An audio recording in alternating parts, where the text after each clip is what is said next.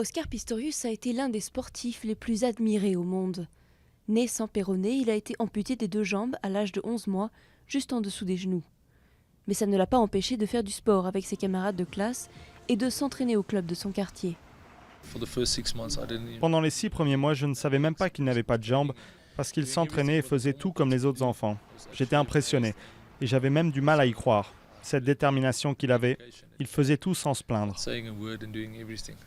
Pistorius a participé à ses premiers Jeux paralympiques à 17 ans à Athènes. 4 ans plus tard, à Pékin, il remporte le 100, le 200 et le 400 mètres. Mais Blade Runner, le coureur à l'âme, veut prendre part aux compétitions des athlètes valides. Il doit d'abord gagner une longue bataille juridique pour démontrer que ses prothèses de carbone ne l'avantagent pas sur la piste. Ils m'ont testé, ils ont testé les prothèses, ils ont testé l'accélération, la décélération, la vitesse moyenne de course. On peut rentrer dans les détails techniques de tout ce qu'ils ont testé et il n'y a pas d'avantage. En 2011, au championnat du monde d'athlétisme et en 2012, au JO de Londres, son rêve devient réalité. Il inspire de nombreux athlètes, handisport ou valides.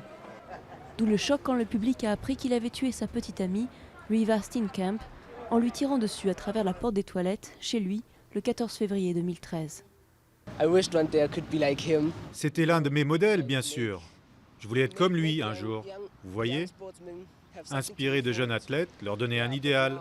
C'est vraiment une déception. Une déception aggravée par d'autres révélations. Pistorius a passé une nuit en prison après avoir agressé une jeune femme dans une soirée en 2009. Et il avait déjà tiré avec des armes à feu en public dans le passé. Mais ses proches ne l'ont pas renié pour autant.